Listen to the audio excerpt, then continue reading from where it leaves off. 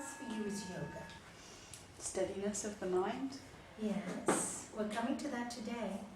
You've read your work. Good. And why would you want steadiness of mind? To remain calm. To remain calm. In the Bhagavad Gita, Lord Krishna tells Arjuna, you can find peace by understanding how to work with your mind, restraints of the modification of the mind stuff. And Arjuna answers, but Lord Krishna, it is almost impossible for me to do this. Don't you know, my mind, the state of our mind is obstinate. It's fickle. It keeps moving from place to place. How can I do this? And Lord Krishna answers, Arjuna, it is difficult. You're absolutely right. But not impossible. Thank you, Shanti. But not impossible. Anyway, anything you want to be good at in life, you want to be a good piano player, what do you have to do? Practice. And for a long time, right? And you have to work really, really hard, don't you? And then you become good. You become good. Many people come to me, yes, and say to me all the time, Nalanie, it's too difficult. Meditation is too difficult. Restraining the mind is too difficult. It's too difficult. And I answer, yes, it's difficult, but it's not impossible. If it was so easy, we would all have had peace a long time ago and probably learn to do everything so peacefully, have nothing to do on this earth, and be gone. Because if you have no work to do, if you are not useful, remember the three things that you need in order to find your peace: peaceful, easeful, and useful. We are here on in this world to be useful, and everybody has a use. Have you understood that? I remember once a criminal went up to our beloved master and he said to him, Gurudev, you say everybody has a use, but what use am I? I'm a criminal. All I've done is, hurt people, hurt them. What use am I in this world? And Gurudev answered, very good use. What could it be? You've taught people not to be like you. And you know what he did? He started working with juveniles in prisons and helping young people not to practice. So today we're going to start on, we haven't finished with revision. So now Sri Patanjali tells you that the way to get to the goal is to understand, first of all, what the goal is. Now once you've understood the goal, what is the next step? To understand the workings of the mind, because what does he say? Restraints of the modification of the mind stuff is yoga. So the next thing you have to do is, what is going on in my mind? It is very difficult to sift the millions of thoughts that come to our mind. I suggest you don't struggle with them. What you do is, when you first sit down to meditate, you start to put them in little compartments, which Sri Patanjali tells us we can do. He says there are 5 types of mental modifications. Come on, let's make it so easy for you. And what are the 5 types of mental modifications, everyone? Right knowledge, verbal delusion, sleep, and memory. And he said, and those you can even break it down even further. You can break them down to painful, painless. And our master says, even easier to understand is selfish and selfishness. And today Karen came up with a very interesting one, which I loved, because she said it would have been selfish of her not to share. Do you see? And it's very selfish. Many people think, I'm shy, I don't want to share. But what use are you if you don't share? What use are you if you sit in a room locked alone? If you want to be sitting in a room locked up, please become a monk. It would be a very good profession for you. You might as well do that, because you can sit and pray all day and pray for the peace of the world, and that energy will be so good for the world. But if you are in the world and you want to be in the world and lock yourself up with all your talents and think you don't want to share it with others, what a waste of a lifetime. What a waste of you. You don't belong to yourself. You're a gift. I told you, you're a gift to you. If you know you are really spirit, you realize this is not you. You may think I'm Nalanie, but I know I'm not Nalanie. Nalanie's alone. When I become Nalanie, I'm a bit silly and I have my idiosyncrasies. I accept. If you don't accept it, your problem. But when I'm not Nalanie, I can do something much more powerful because I know that the divine energy is working through me. And like me, it's working through all of us. We just have to clear the thought patterns. And Sri Patanjali makes it so easy for us. Painful, painless. Watch it. Watch what makes you upset. I asked you to do homework about a week ago. I said, go home and think and watch. Every time you get, I want, I need, I have to have, how do you feel? There's nothing wrong with desiring something. There is nothing, I would like this. But don't grasp it. Don't think that that thing is going to make you happy. In fact, the thing that you grasp, that you think is going to make you happy, is the one that is making you the most unhappy. Watch it. It's so simple, and we can't see it, we miss it. The thing that you want the most, I have to have, will make you unhappy. But there's a letting go and there's this understanding the mind. I would love to have it. I would. But if I can't have, I can enjoy now. I still got this instrument and other things waiting for me. Why am I so stuck on just this one thing is going to make me happy? Maybe I should look in another direction. Maybe I should take another job. Go another way. The autobiography in 5 chapters. Do any of you know it? It's anonymous. I don't know who wrote it, but it's a brilliant one. And it's just simply like this. It goes like this. I walk down the road. There's a hole. I fall in the hole. I struggle and struggle. It's dark. It's painful. It takes me hours to get up. I finally get up. Chapter 2. There is a hole. I walk down this street. There is a hole. I fall down this hole. But this time, it's dark and it's frightening, but I get up a little quicker. Chapter 3. I walk down this street.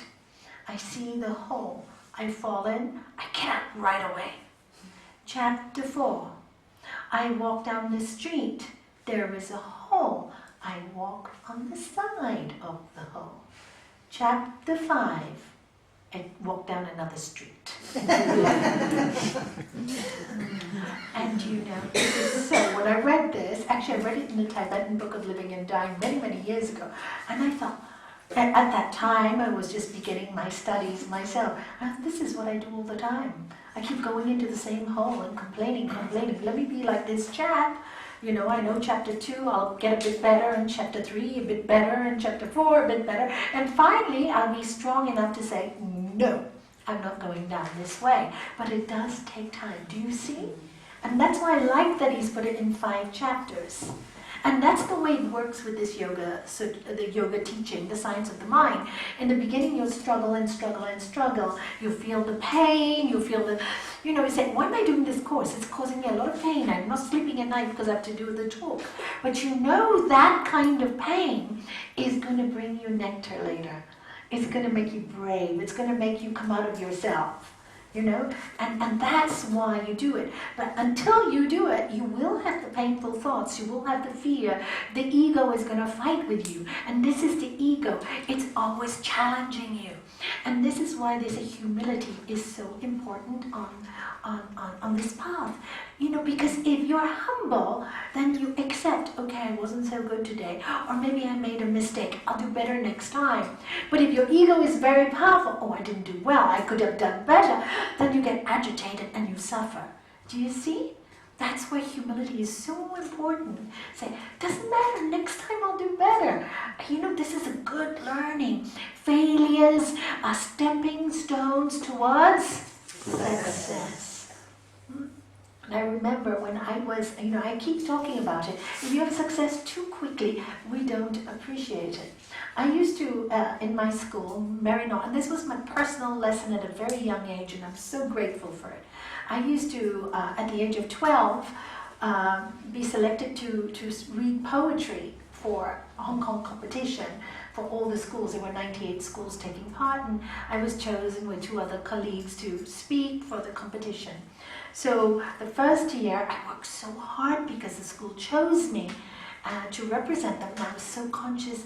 I got to do it for my teachers. And I really practice and practiced and practiced and practiced, and I really, really had a surprise. I got second prize. So I was so happy. The school was so proud. They put them, the lovely trophy on the glass cabinet. So next year they asked me to do it again. And this time I wasn't so frightened, and I studied as much. And I worked really hard, still with that humility for my school. I want to do it for my school. And I got first. The third year, only first, second, and third are considered. The third year, I was overconfident. I became the favorite of the school, right? Oh, Nalanie will do this, and she'll do that. She'll speak for us. She'll do so. And prior to that, those years, I was extremely shy and never spoke. So very interesting how life changes you. So anyway, the third year I became a little proud. I didn't study so hard. I was very selfish. I was thinking, this is my glory, my time. Do you know, there was that kind of subtle feeling inside. I mean, I didn't go about saying it like that. I was never that personality, but inside there was a little pride. You know, when you have inside a little pride, all of us know that feeling. And so I went and did the competition, and of course I came fourth. I didn't get the trophy from my school. I went home and cried and cried and cried. And you know why I cried? Because I felt so awful that I let so many people down. And I went to my headmistress and I said to her, I'm really sorry. I think it got into my head. And she said, yes, Nalanie, it did. Sister Duchesne was her name. She was a wonderful nun, scary. But the reason why I'm telling you this story is because I'm telling you how important humility is. When you get on the spiritual ride, we see spiritual people, they get the information, they get really good very quickly. In fact, if you look at one of my little booklets, Steps to Enlightenment, you will see that's what happens when you first start. You get very excited, you run, you run, you run. And then suddenly, after maybe 1 or 2 years or whatever it is, you still have your problems, pain still comes, life still throws challenges at you. And this is where we test our yoga prowess, this is where we test our knowledge. But many people at that point become a little like, they become discouraged. And many people at that point actually walk away from the practices. They walk away. Oh, I can't meditate, I can't think, I've been doing this for 2 years, and now look, trauma has come, I can't deal, maybe all the downs start coming in. And all I'm going to tell you is really, at this point, is what you needed the most. Remember that. Because it is what your practice is. Although you think you are sitting down and doing nothing, and your mind is going crazy, you are still training your body to sit still when the mind is crazy. There is much going on a subtle level. You're still taking control. More than you will ever know. It's happened to me many times in the early years, and I'm so glad that I had the knowledge not to give up. But I have seen many people give up at the most important time. And it doesn't matter, because sooner or later I notice people always come back. But what's happened in those in-between years? I have noticed there's karma. They create action-reaction, there's a lot of upset, there's a lot of disappointments, they have to face a lot more pain and purging, and then they finally go, wow, which is the better of the two devils, you know. And then they come back to yoga and say, maybe I did find something there in my early years. This is a natural process. And once you get, if you stick with it during the bad times, you feel a little bit low, but you apply all the techniques on this book. You just keep applying. And the way you apply it is to stick reminders, okay? All of you need to start doing this on a daily basis. Stick reminders on your bedside, in the bathroom, at your workplace. I used to carry a little positive book, doesn't matter, a page in my pocket, because I knew I wasn't ready. I knew I wasn't strong yet.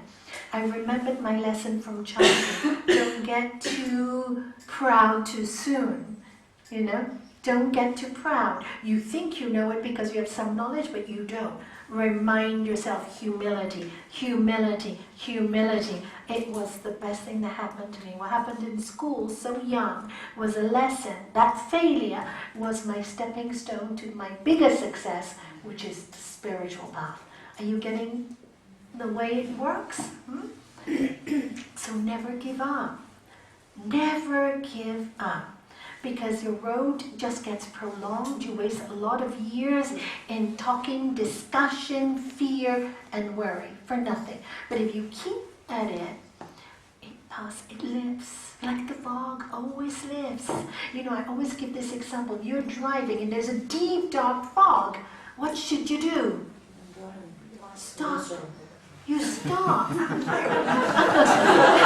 say keep driving? Put your fog lights on.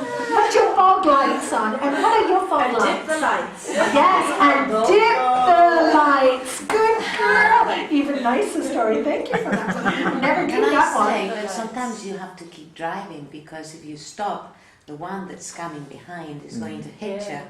So if you are driving in a really thick, sorry. Yeah? You have to be sensible. You can't really what stop. do? You Get to the move side. Shoulder. When you can't see it, I'm saying that because I've seen myself in that. Oh no, if you're in a thick fog and you stop And somebody you're on in the the road, somebody motorway. will, no, they will kill you. No, you have to find a place to stop. Sorry, but that's a good point. That's a good point. But then Okay. you avoid the dog and the next one gets it. Well, you see how many different versions we have on something simple? Do you see what we do with our mind all the time? Right? And this is what we do with our mind with circumstances as well. So you have to jump a few steps. Say stop. In your mind, already consider you should watch out for the safety of all. Already that should be in that decision. So you don't need to think, if I stop, the person behind is going to get... It should already be, I need to stop automatically. Is there anybody behind me? Is there a dog? Or, you know, is it this? Is it... In that 1 second, all the pros and cons should be seen. This is where awareness and focus comes in. This is what you'll get with the practice. So the awareness, the focus. So you don't need to debate. You don't debate. You just attend to. Thank you for doing that, and thank you for doing that. See what happens? Debate. By that time, the car behind you would have crashed into you with all the debate. Okay? Or you would have crashed into something else. You don't debate. You look. Do you remember what I said last week? Don't debate. The chatter is what will stop you from getting... And at that point, you will notice, if you don't debate, you get an answer very quickly. There will be a lay-by, there will be something there for you. And that's the difference when you don't debate. I find people think too much. They think too much. This has happened, just accept. This has happened. Next step, what do I do? So you stop and you wait till the fog lifts. And while you're waiting, you do your practices. While you're waiting, don't expect anything. Just say, I'm sitting still. There's obviously, this thing has really jarred my balance. If I don't sit still and take this imbalance to the world, I will hurt a lot of people with this imbalance. Selflessness comes into it. Okay? Humility. This is my time to accept I'm not in a good place. I can tell my friends I'm not in a good place. I need help, or I need quiet time, whatever you prefer. I need to spend this time observing myself. You know, sorry if I hurt you, but I'd hurt you more if I came and shouted and screamed and blamed you for it. Because at the moment, that's how you feel. You want to blame the world for it.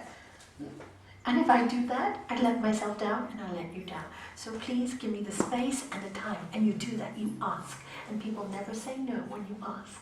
They never do. There's the kindness of the human spirit when it's for really a selfless purpose. And then you sit with it. You sit with it. And if you just patient and do all the practices that we'll be learning in the next few months, then what will happen is you'll get the solution and you come out much better than before. Much better. And not only that, you will develop so much compassion for others. And when they go through their dark weakness. And this is the way to understand your mind. Really, I know you read so many books and all of you are very intelligent. And many of the books say, oh, you need to meditate and you can meditate. But what you need to understand that this all takes a little time. You know? And don't rush yourself. And you know, oh, when you do yoga, all the suffering will go away. No, no. What will happen, as Sri Patanjali says, pain that is yet to come is avoidable. That's what happens. Pain that is yet to come is avoidable.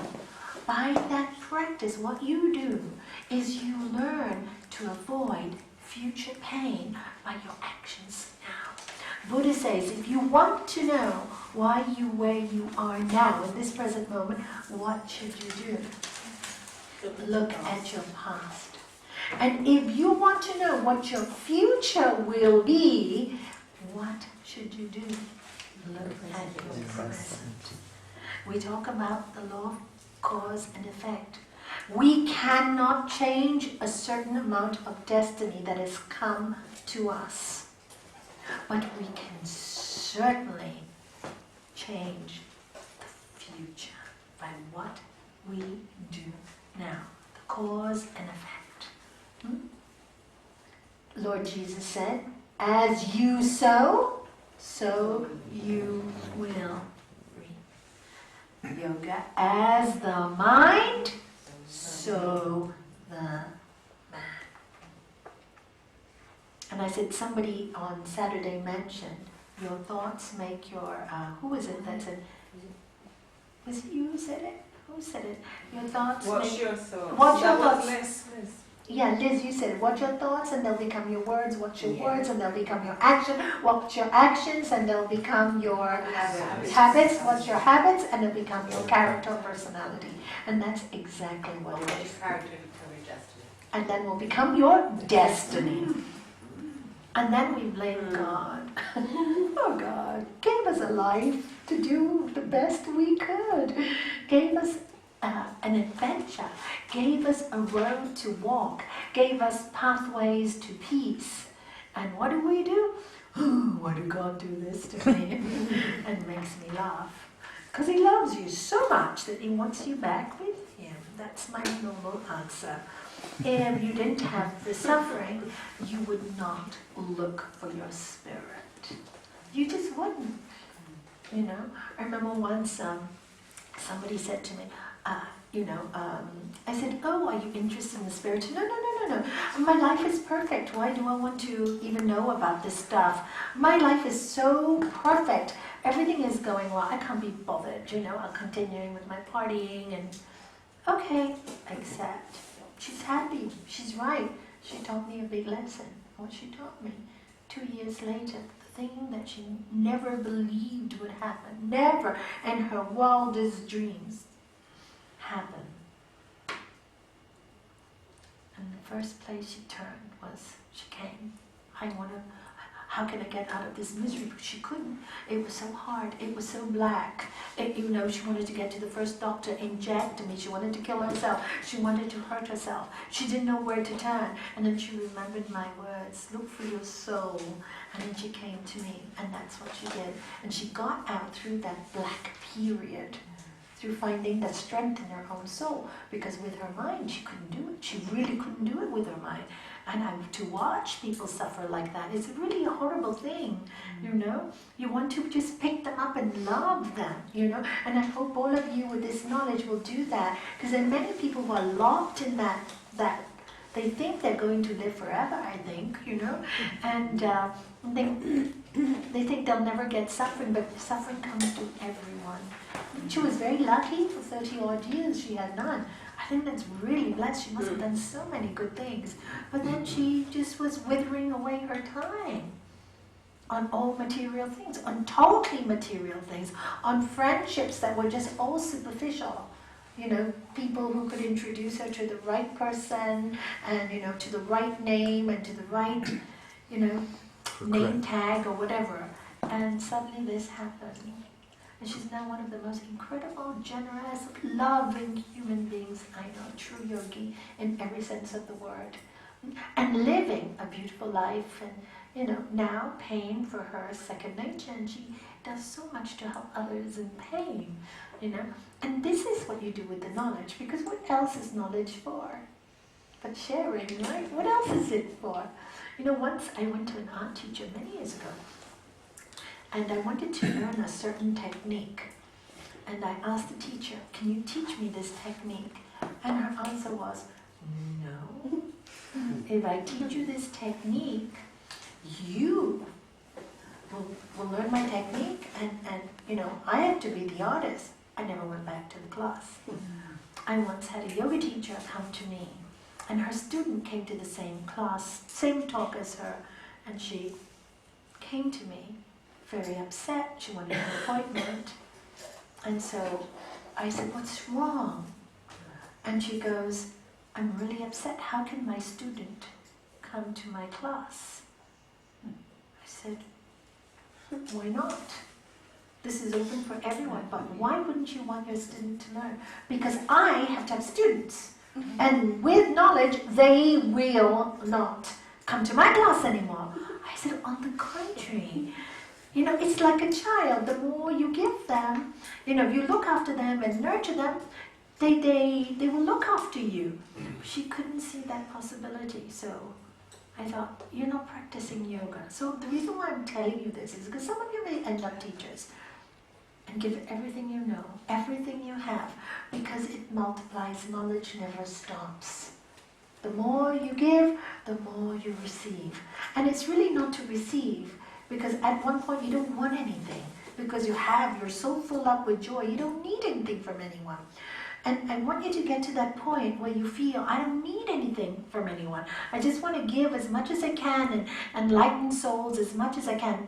And this was the feeling, you know, incredible, that I felt on Saturday, that you felt for each other. Do you know, I could feel when I did a critique that wasn't, you know, so kind, but wasn't unkind either. I could feel you all felt for each other. You know, I could feel the heart, and that's really good. And when you really like someone, you said it, and that's important. And this is a training. That's what Sangha is. You root for each other, you love each other. When you're down, you pull each other up. And this is the course. If you do it with people that you just start to know, enter as friends, enter as strangers, leave as friends, it says above that door. I taught that in Cornwall. That's exactly what you do. And then your life is so enriched. It's so enriched. And then you're practicing yoga. Never fear. There's always more to learn. But it's a battle with most yoga teachers, so I'm just warning you. And that's why they turn to commercialism, and that's why they make their students feel fearful. Please don't ever do that. Share everything you learn. Every time you learn something new, share it. Every time I learn something new, I've shared it with the Gibraltar group, even before my RTT, and then every time I came back, okay, let's share this. I learned something new, let's share, let's learn. And I've grown up with their experiences. I've learned from all of you and continue to. All the different stories, all your different... Everybody, like I said, has a huge light in them.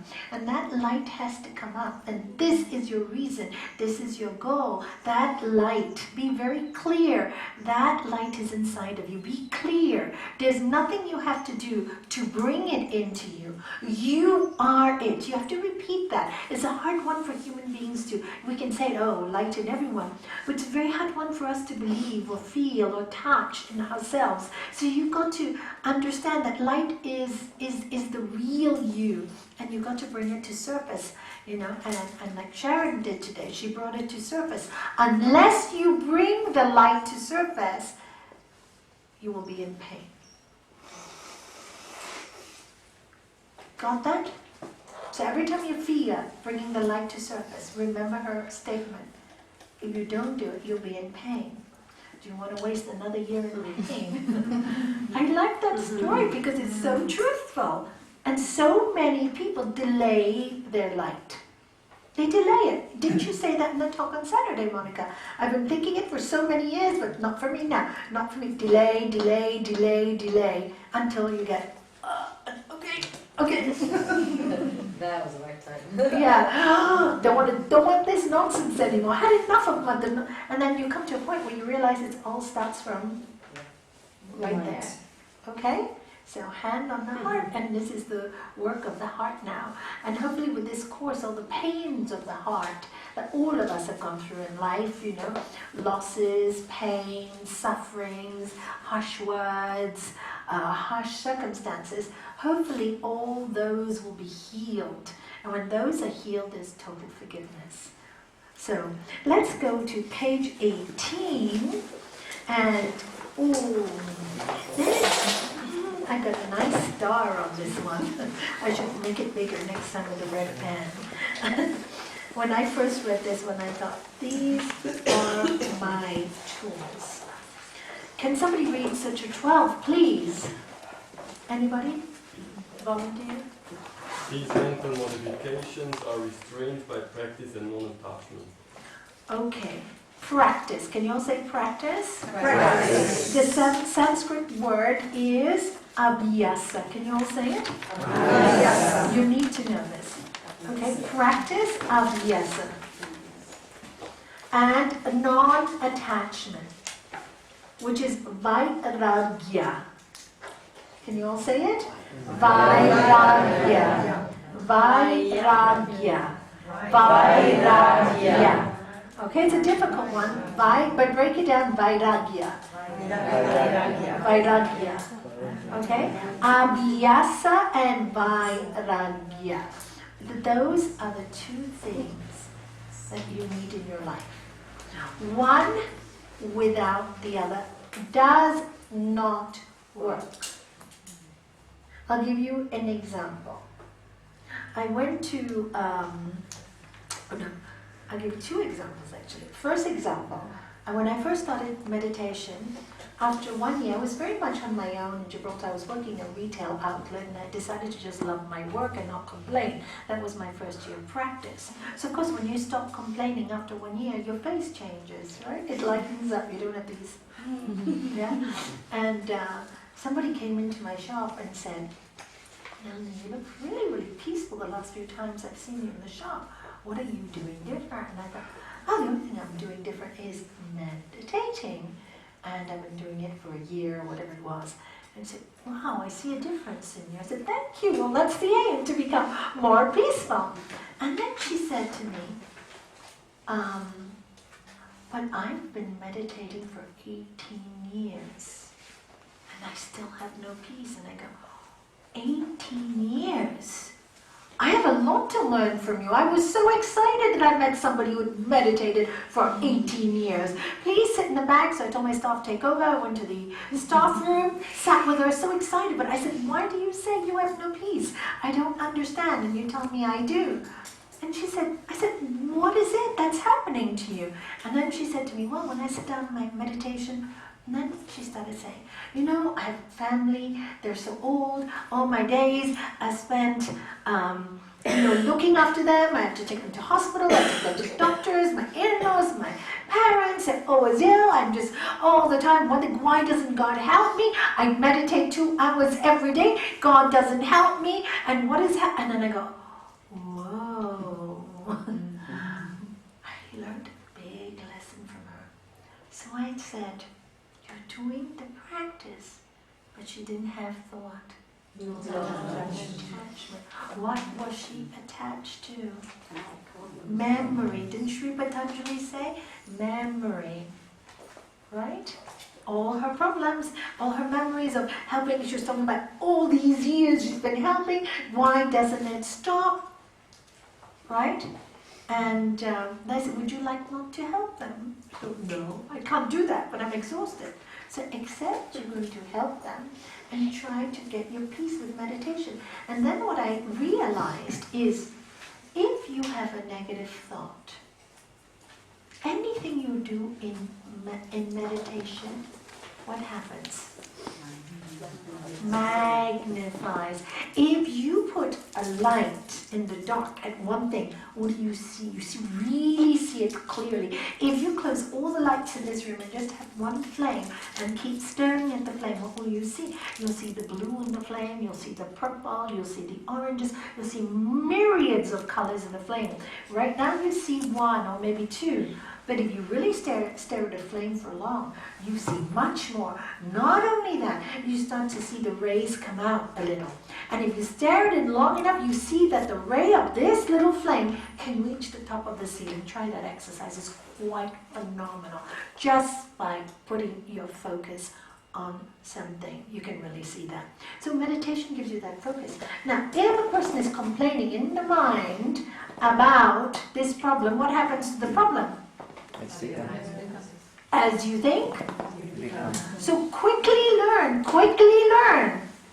The content of the mind is really important while you're meditating. And that's why I said, if you can't, your mind is too chatty, listen to some music, say, I'm not going to meditate. My meditation today will be maybe cleaning wax on, wax off.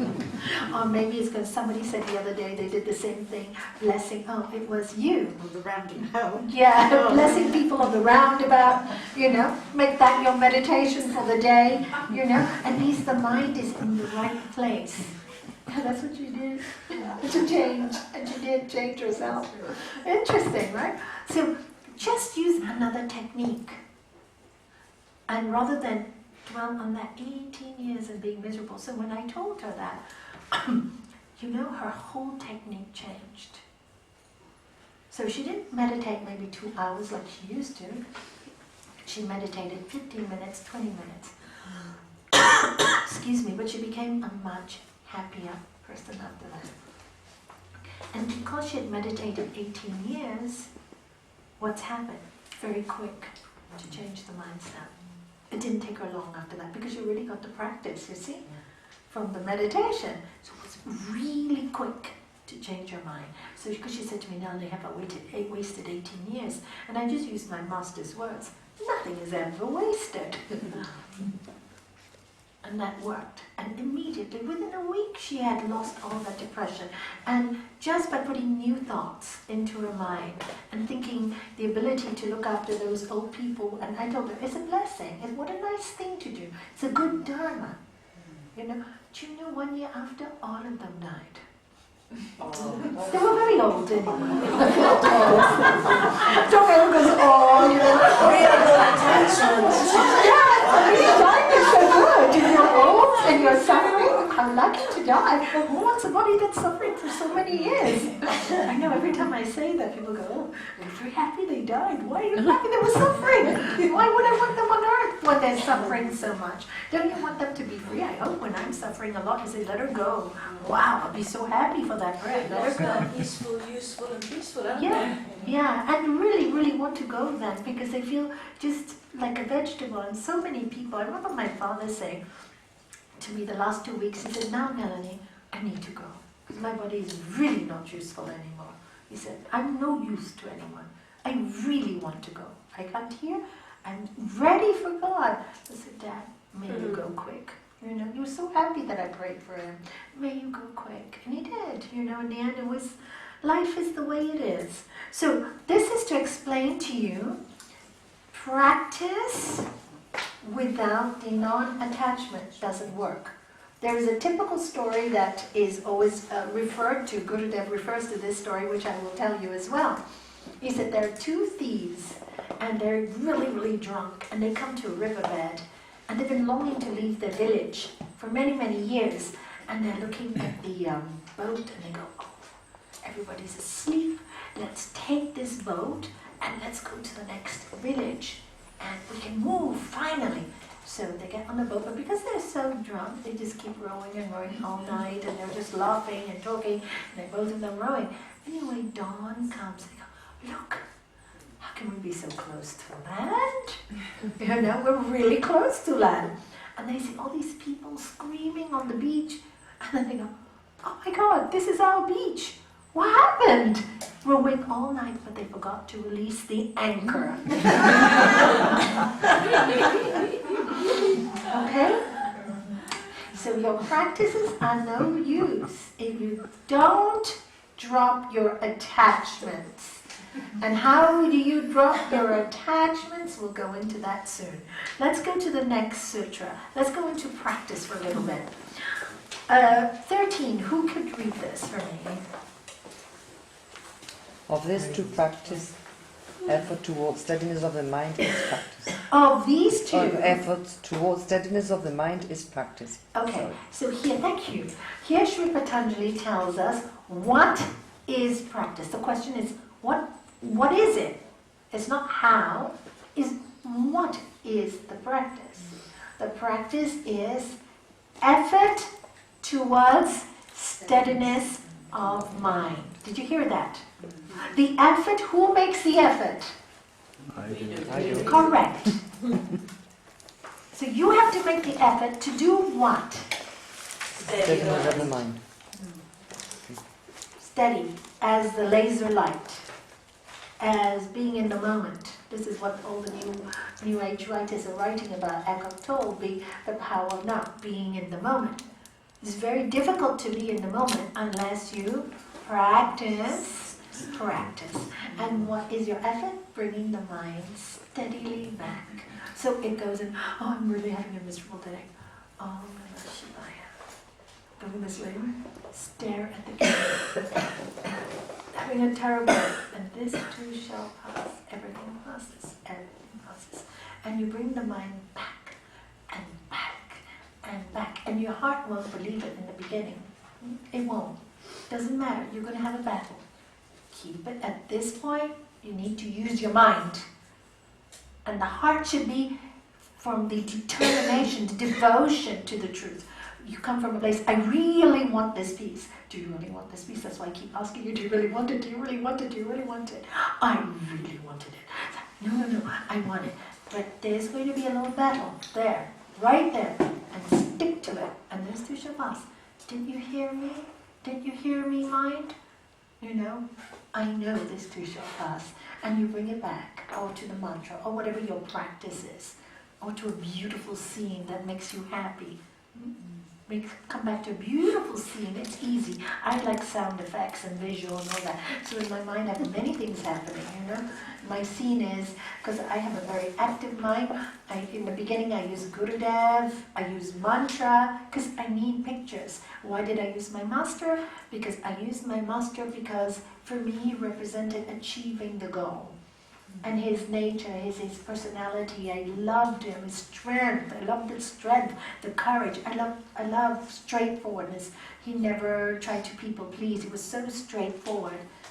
My husband was the same way. I like people to be direct. If something is wrong, tell you straight in the face. Isn't it nicer? And people come and tell me, oh, they told me this and this. Is it true? Yes. But they said it like that. I said, isn't it better to be straightforward than flatter you and tell you in a long about way? You know, if they love you, they tell you straight. Why do you need 20 fancy words to tell you something simple? You know, isn't it better? I love it when people tell me, no, you did this wrong. Thank you. Appreciate it. I'll look into it. I'll look into it. Because it must be something they're seeing. If it's true or not, I'll see when I look into it. Because sometimes people just like to say. Some people just like to stir sometimes also to create more debate. So I check myself, and if it needs debating in there, it'll be debating in there. If it doesn't, I drop it. Doesn't matter. They just want to make some conversation. No big deal. Thank you for the honesty. Finish. That's your point of view. Wonderful. Keep it. I don't want it. And that's what you learn to do. Very non-attached. See, that is the, have you got it? That's the non-attachment. That's what they want to think about you. Fine. Why did they think this way about me? Why did they think this way? So what? That's what they think. Thank you for telling me. At least I know now. That is how you are thinking of me. It makes it very clear what you think of me. Don't debate. Got it, got it, got it. No nonsense. Make it straight. So that's the steadiness of mind. Come back to that. Come back to that. Come back to that. And that effort can only be done by you. Now, there are days when you can't even do that, all right? There will be days you can't even do that. And I always suggest to people, take a hatha class. Hatha class is wonderful with a deep relaxation in the end with some pranayama. You'll come back rejuvenated, younger, feeling better. You got more energy, because when the mind is depressed, the body loses energy. You get very low in energy. A Hatha yoga class will give you the energy. If you don't like Hatha yoga, no big deal. Go for a run, go for a brisk walk, but make it brisk. Go to the gym if you want, but don't overextend the muscles. Go to the gym. Nowadays, people overextend the muscles.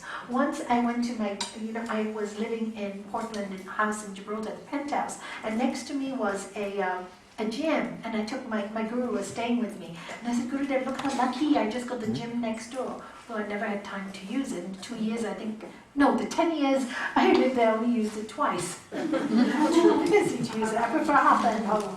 I love to do my Hatha. So anyway, I took him there, and he said to me something. He said, Nalanie, you see these machines? I said, yes. He said, what happens when you take an elastic band and you overstretch it? When you let it go, it snaps, but it never gets back its elasticity. What happens to it? It gets really wiggly and it gets overused. But if you stretch it a little, it makes it taut. If you want to tie a book up or something and use an elastic, if you pull it too much, it will break, right? But if you lift it up, it holds everything up. So if you go to the gym, that's my advice. Don't overdo, enjoy it. But many people overdo today. The other day, somebody was telling me her son really loved to go to the gym. He overdid it so much that he fell down, hurt himself, now he's broken, I don't know how many bones, because he's pushing these heavy machines.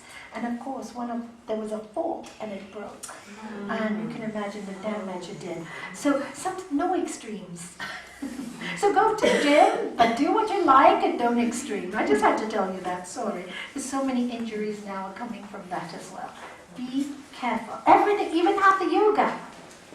Even Hatha yoga. Know your limitations. Not everybody can stretch the same amount. Know your limitations. No, I can do so much, and gently work towards more. Gently work towards more. Never force the body, you break something. So this is the same with the mind. If you force your mind, people go crazy with it. They think too much. Oh, Nalanie, I did this and I did this. I said, stop the thinking. Stop it right here now. You're driving yourself nuts. Will I end up in a mental home? No, you won't. But stop the play. You're doing it to you. Who is doing it to you? I can't distract myself. Go find somebody to distract you. What do you like? Do you like a comedy? Do you like to just distract yourself? If you sit here all day long saying, I can't distract myself, as you think, you're not distracting because you're saying you're not distracting. Of course you can. You see, you have legs, you can walk. You can walk, you can do things, you can move. You have legs to move. You have a brain. You can change your decision. Yes, it is difficult, but not impossible. I want you to remember that at your most difficult times. It is difficult, but not impossible. And if you have complete faith, what happens? Nothing is impossible. If you have complete faith, We move mountains. you can move mountains. You really can. And you don't move them. There's an energy that moves it for you. That's even better. No responsibility. Not even attached to that. If it moves, it moves. And if it doesn't move, it doesn't move. Not my responsibility. But it always just shifts in the right direction. You know, always. It may look wrong, but later it looks right. You will see many years later that everything is a training. It's almost like we're in boot camp all the time. If you think of it like the ex-Baxters, they're happy to go to the boot camp.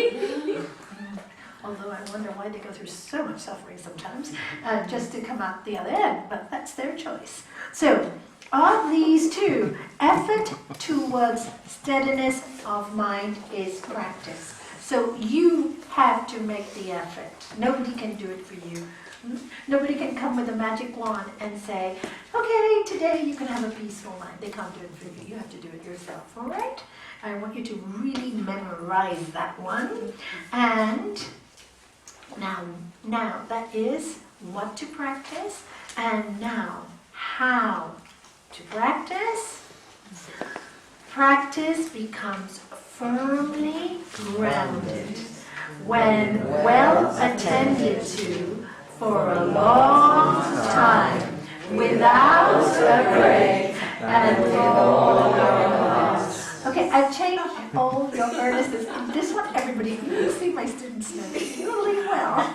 And with all your heart, I changed it to modern language, all right? With all your heart. That's how I say it. So this one, memorize, memorize, memorize.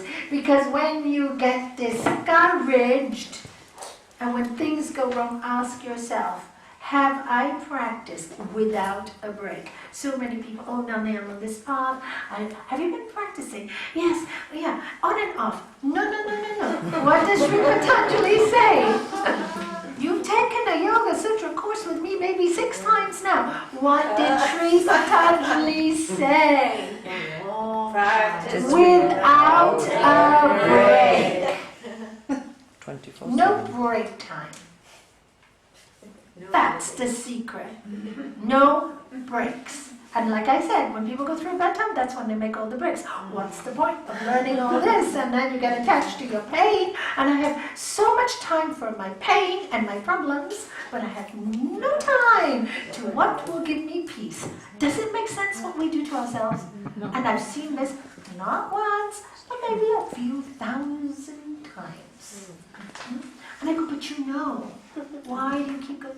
It's too tempting to be out there. It's too tempting. What will people say? What will they think? It's too tempting. There's so many things that are delicious. But if it's so delicious, then why are you so miserable? Ask yourself these questions. You're so miserable.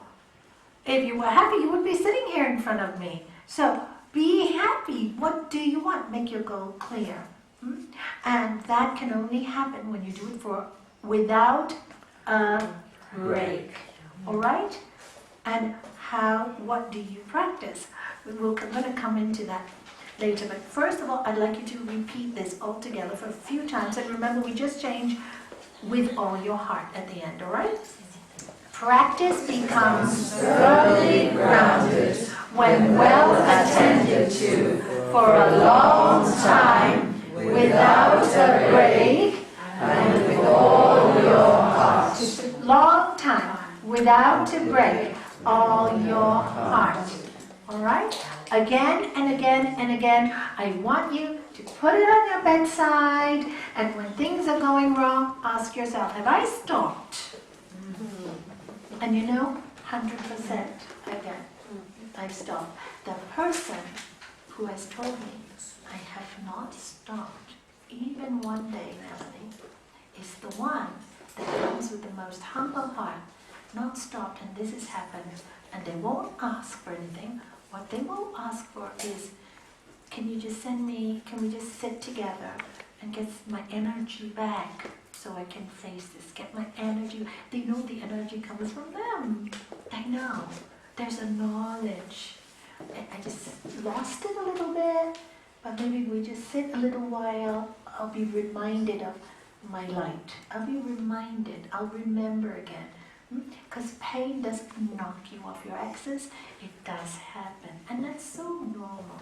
But there's a different way you look at it now. There's a different energy.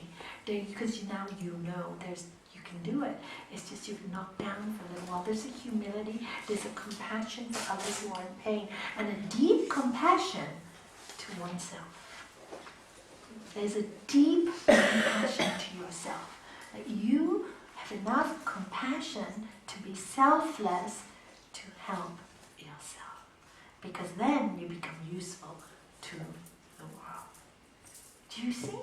What looks selfish to the world? Oh, she's spending time, or he's spending time with the yoga. But look, what looks selfish to them, what's going on inside, is totally unselfish. So never worry about what people say. You will suffer a lot. And I always ask that question, at your deathbed, who's with you? Who's with you? When you're really sick at night, who's with you? You remember what Jesus said when I went to see him when he had his back trouble? You know, and you asked me to see him in the hospital many years ago as our ex-husband, always in trouble, poor guy, God bless him. And he was in hospital and he was in so much pain. I went to see him and he said to me, you know, Nalanie, I learned one thing, that, you know, my wife comes and sees me, I see my daughter. During the day it's a distraction, but when I'm 3 o'clock alone at night, the only thing that's with me is my mantra. Only thing that's with me is my mantra. The only thing that works with me is that mantra. It's the only thing I know. Pity he didn't practice without a break. Because as soon as he was well, he lost it again. He's in hospital today. I see. Oh, give him my love. You see, that's why I've never talked about him. He must have come to my mind. Maybe I see him tomorrow. Great inside. Just gets lost a lot. Maybe I have time to see him tomorrow. I hope so. I just worry about him. Great inside. You see, he knew. He got it. But sometimes we just get lost, you know? And I realized that when Philly was ill, I was really going deep inside. And I said, you know what, even though I'm here, your daughter's everyone, but really you are by yourself. yeah, you really learned that. You are by yourself. Yeah. He got scared when I told him that. What he was scared. He said, you're getting ducky. What part? Like, how do you say it in English? He said that? Yeah. Yeah, So like, what am I doing, basically? what am I doing here? Because really, you're by yourself. We are all around you, but you're by yourself. We come by yourself and we go by yourself. Yeah, we all do that. Yeah. So you might as well get used to your own company. Yeah. Yeah. It's not so bad when you find the light within. It's really quite a lot of fun. And people in nature naturally have this. People who work with gardens, you know, you see them, they naturally have this being alone. I noticed in Finland and Sweden, a lot of people could understand the science very quickly with one talk. Why? Because they've already done the practice, because they're so small, the population, that most of them are out with the country all the time. They're with nature all the time. And you know, they have months of darkness, and they have months of light, and they have to deal with many changes in their mind stuff, so they practice the extremes to get a balance. So I realized that really that was really for them an asset. It's quite interesting for me to see that they just got it one time. You know, and Sari, the other Sari, was so worried. She said, you know, you're speaking at the college, and you know, they may ask you really odd questions, because you know the Finns are quite straightforward and they won't take any funny stuff, and they know my nature is so emotional. Well, I'm full of bhakti, right?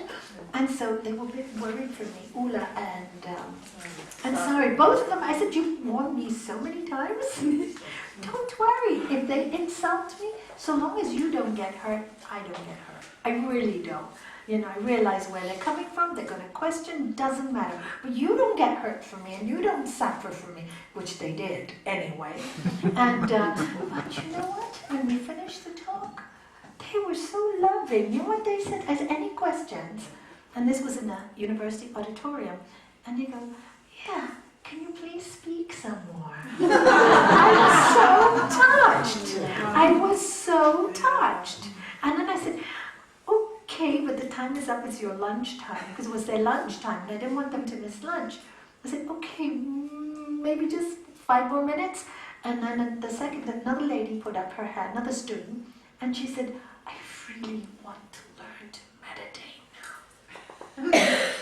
And where they had warned me, I was expecting something really rude, you know?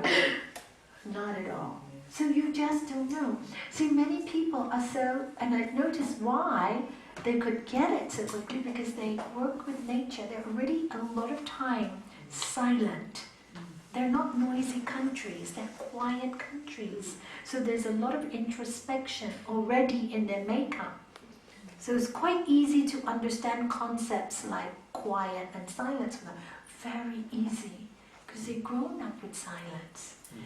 And people wonder, was it the guy who did the filming? He came to me and he said, you know, he told me something new. He said, you know, in Sweden and Finland especially, he said, we meditate in saunas. That's our meditation.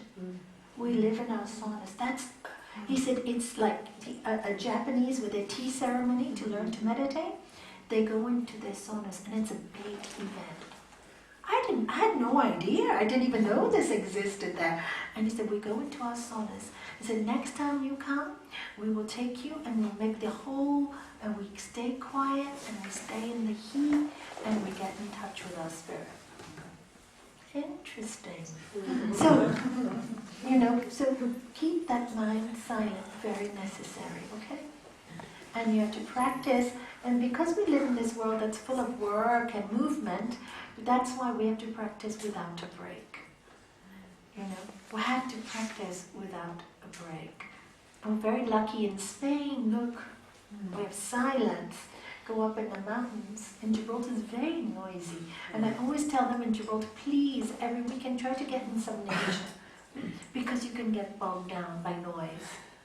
People who work in cities, same thing, too much noise, you can get bogged down. Walk in nature. If you can't sit down and meditate at least 10 minutes every day, just walk in your garden or walk alone. Spend 10 minutes alone with you. You know, lucky we drive everywhere here, so you have to have 10 minutes alone. But don't chitter-chatter, don't listen to music, don't do anything. Just have the car quiet and drive. And you know, it's a really good time to listen to your mind think. My husband used to tell me that. He said, I can't meditate like you, but when I am in the car, I can hear myself think. And that's my meditation. And that was his method, because it must have worked, because in the end when he died so peacefully and so willing to let go of his body. You know, so the first thing he said, he has no use. Do I mind if he lets his body go? Because he has no more use for it. He said it's not useful anymore. And that was his thing to me. So in this way he was doing the meditation. We never know how people do it. Everybody has their own way. So don't criticize another person's method, and please don't tell anybody that this is the only way. Because I have learned in my life there are many ways to that same truth. That's why I say know yourself first. Know yourself. And the only way you can know yourself is when you practice for a long time Without a break and with all our hearts. Is that really clear? Yes. Thank you. And now we'll go to Vairagya. I forgot to say Vairagya. Can somebody read it, please? It's very wordy. The consciousness of self-mastery in one who is free from craving for objects seen or heard about is non-attachment. Okay, the consciousness of self-mastery. What does that mean? You start to understand, you're conscious that you have self-mastery. You know, you have self-mastery. You are able to control the consciousness, even knowing that you are able to control your cravings. Your cravings from objects seen or heard. Because where do your cravings start from? Where do your cravings start from? What you Visual. Yeah, visual. First the sight, and then it goes into the thought, oh, I got to have it, like the chocolate.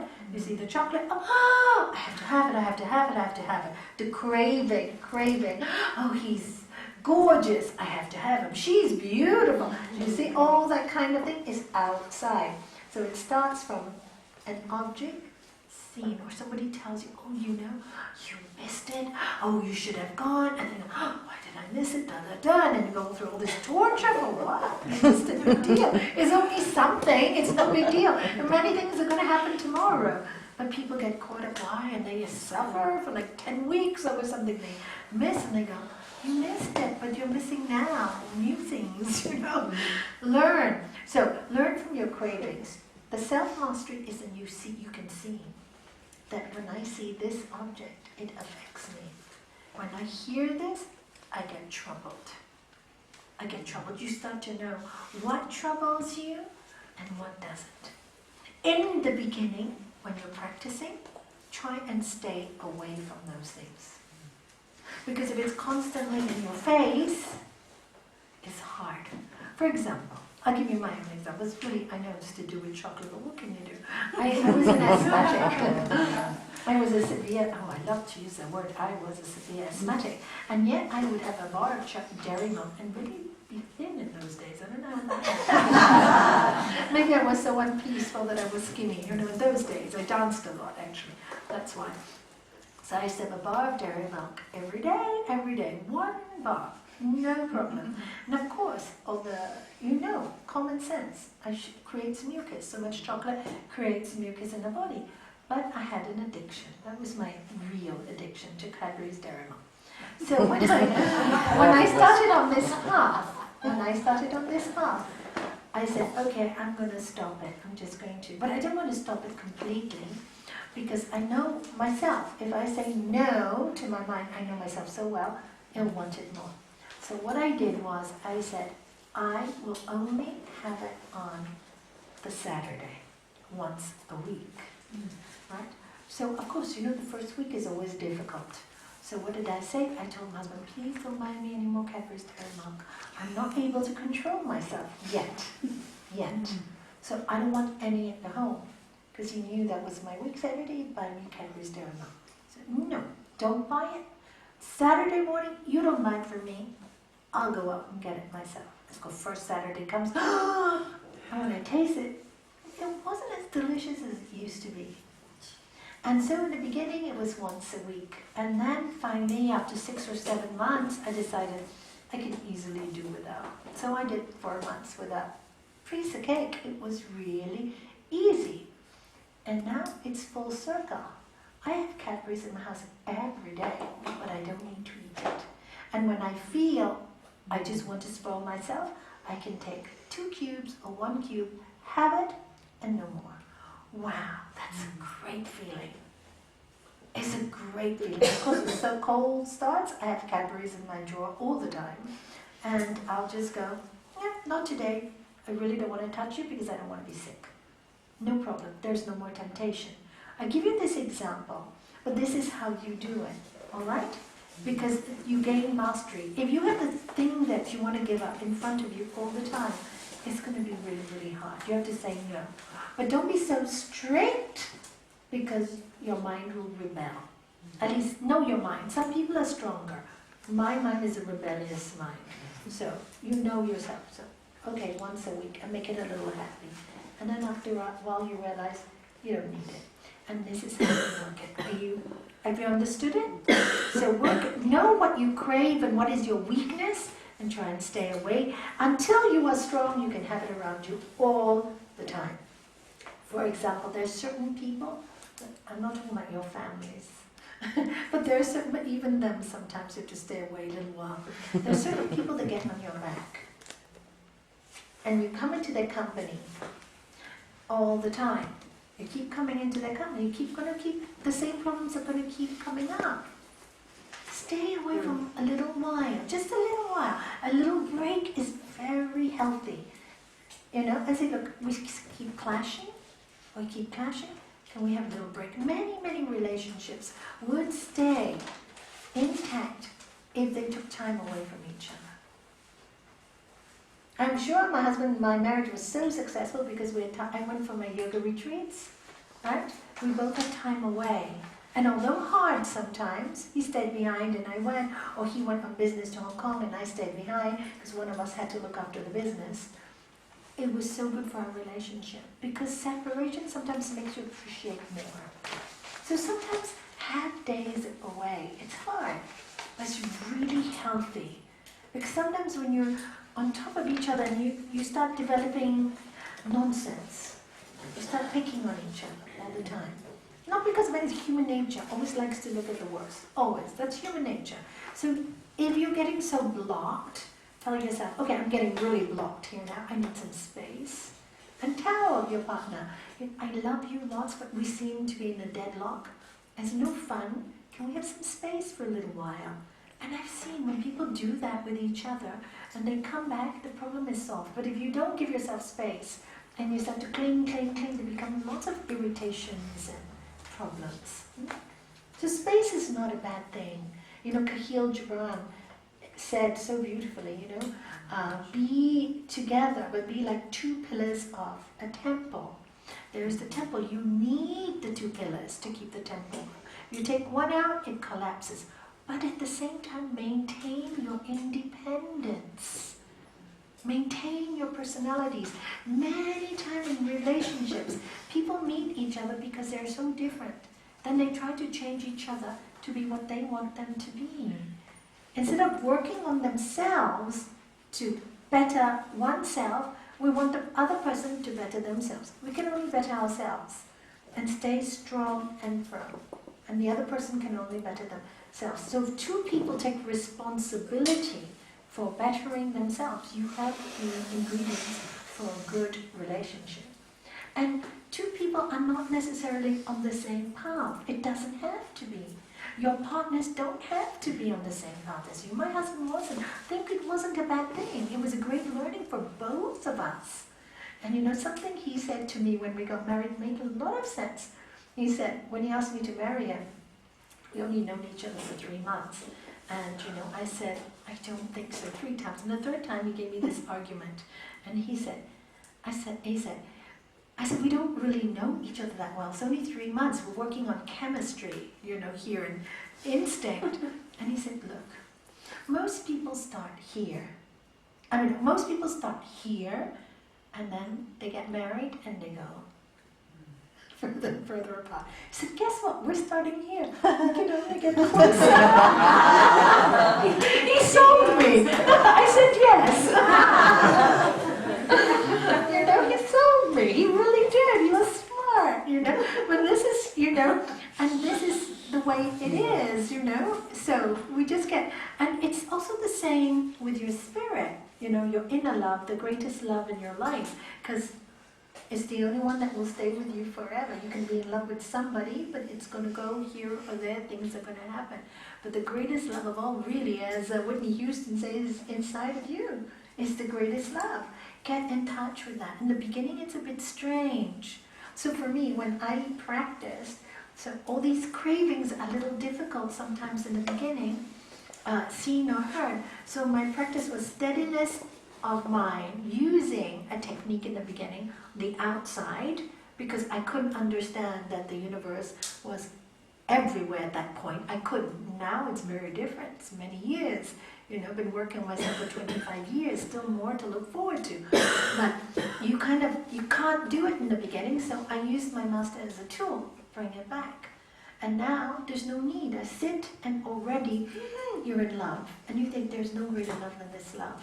You want to meditate. You're so excited to spend quiet time with your God inside of you, your best friend, the one that is always with you through thick and thin, you know. And really for me, that is the biggest, greatest marriage of my life. And when that marriage is complete, all other marriages become complete.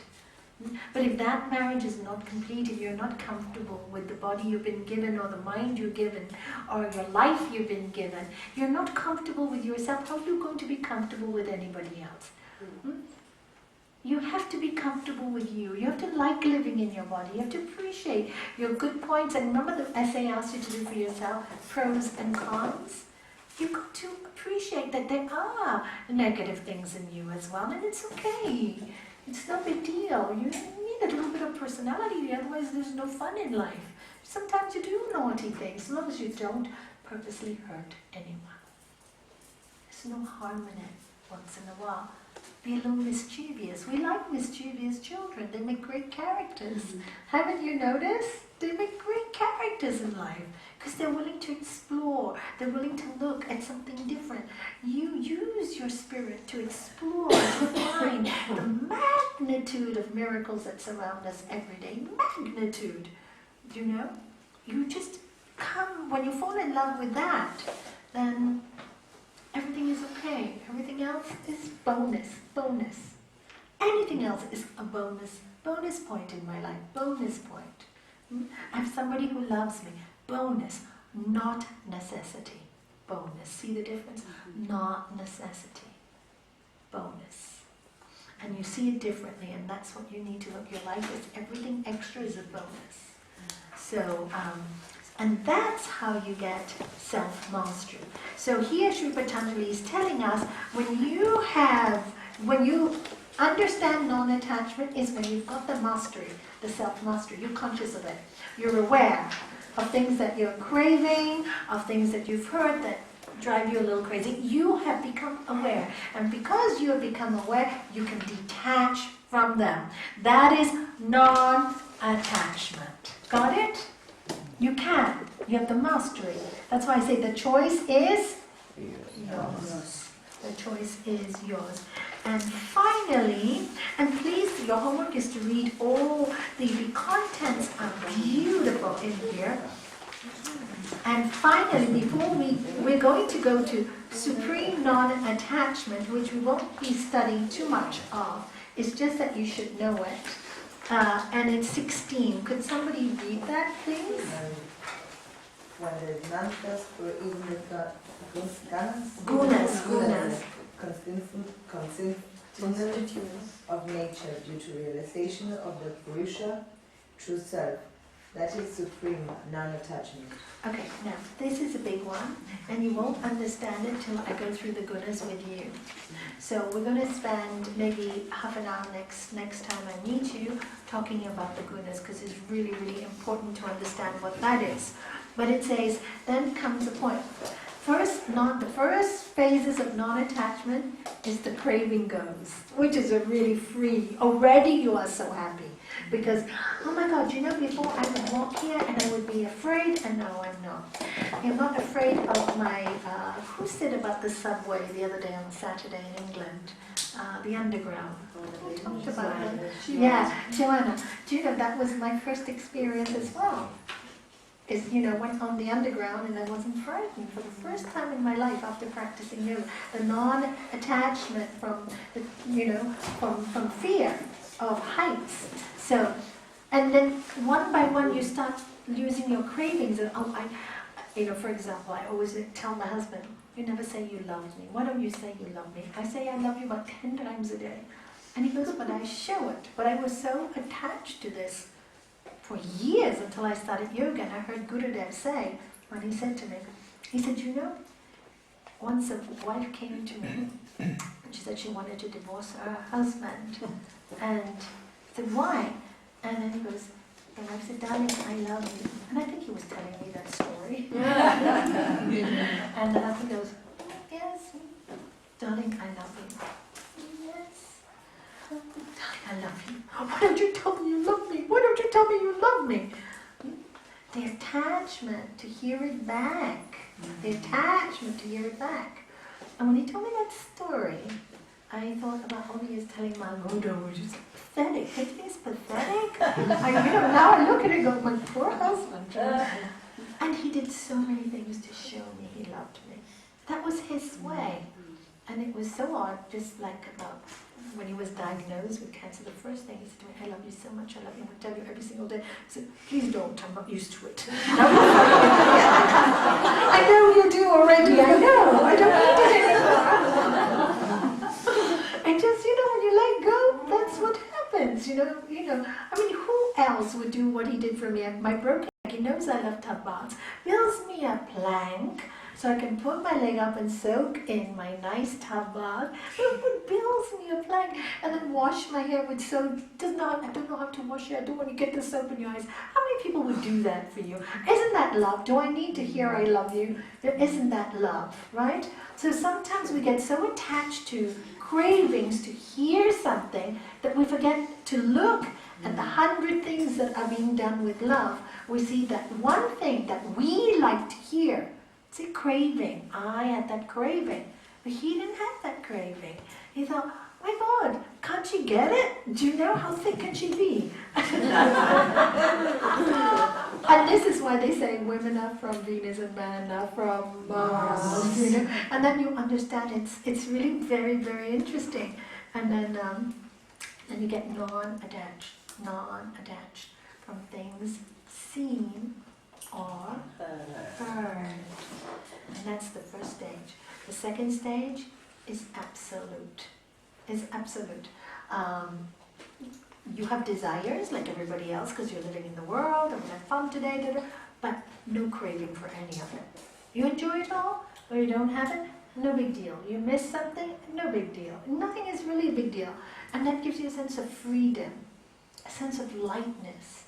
You know, because you're not missing out, you're never missing out. Why are you not missing out? Because you got your best friend in here. If you left that, you'd be missing out. That's what you start to learn.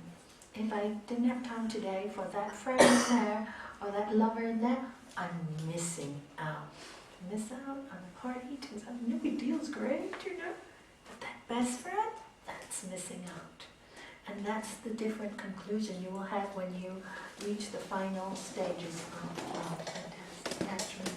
But I'll explain the gunas to you because you need to know that. And then finally we will finish with the story that is always associated with this one that Gurudev tells, because I think his stories are so beautiful. I'd like you to know that. Non-attachment, practice and non-attachment. There's this forest, and there's this yogi who's sitting in front all day long, meditating.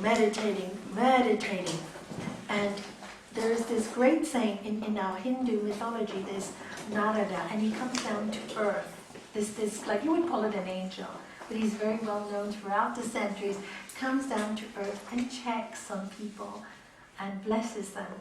So he comes and he sees the saint, and the saint recognizes him and says, Narada, you know, I'm meditating every day. I know you see Lord Shiva all the time. Can you ask him, when will I reach enlightenment? And Narada said, sure, come back in 1 year and I'll let you know. And then he goes further into the forest, and there's this man singing and dancing, and he's going, Hari Om, happy, enjoying himself. And he goes, Narada, I see you. You know, I know you're very close to Lord Shiva. Can you ask him when I will reach enlightenment? How many more lifetimes do I have? And I'll come back in a year and I'll let you know. 1 year passes. He comes back down, and the man is meditating, working really hard now, thinking, you know, I'm meditating so hard, even an anthill has grown around me. Wow. So he comes and, Narada, what did Lord Shiva say? Lord Shiva said that you only have 4 lifetimes and you will be enlightened. And you don't have to come back to earth. How can you do this? 4 lifetimes, after all my hard work, 4 lifetimes I thought to go too far. He's crying, suffering. He goes down the road, and he goes to this guy who's singing, and he goes, Narada, what did Lord Shiva say? See that tree? Yeah, I can see that tree. Do you see how many leaves there are on that tree? Many. Why? Well, that's how many lifetimes you have to have before you become enlightened. What? Is that all? I can count the leaves on the tree. That's not bad. Thank you. In that moment, a chariot comes for him. He says, Narada, what's happened? He goes, you're not bothered. You're already enlightened. Come. Got it? Do you see? So you never know when who is enlightened, Who is it? What is it? Don't get fixated on that idea that it has to be a certain way. Because many books we read and we only read the surface. We think that's the only way. But we sometimes so serious with the meditation, become so rigid. But what is the point? When you become rigid, you become in pain. Remember? Painful, painless. How selfish is that? How selfish is that? At least if you've got 1,000 lifetimes, bring joy and laughter and dance to others. How unselfish is that? So that's Guruda's story, not mine, but it made me really think in the early days. So I had to tell that to you. I gave you personal examples and Sanskrit examples. You see, life hasn't changed in all these lifetimes. People haven't really changed. We have the same problems, same feelings, same emotions. Different techniques now because we live in modern age. In fact, I think we have a lot of beautiful things happening to us. We're so blessed. We are so blessed. We have so many aids, so many things to help us. You know, when people find mantras difficult, we get people like Deva Pramal, Krishna Das, Rasmi, when she decides to work on it. Come into our life, use music as a tool to help us. In the old days, if you didn't do Om Namah Shivaya, Om Namah Shivaya, I like music, I need sound, you know. See, we have lots of aids, lots of things helping us in this generation. So we should take advantage of the time we are born, and we should take advantage of the gifts we've been given. And once we become strong, we dance. That's all. We become happy. That's all. And you know, happiness is not a permanent thing, but you know peace is. So, it's okay. One day you're happy. Don't get overexcited. Tomorrow you may be miserable. Don't get overexcited. It's all fine. And you get overexcited. You get really excited about the fact that you can watch the two and be in peace. And that is something so magical that nobody can buy you or give you.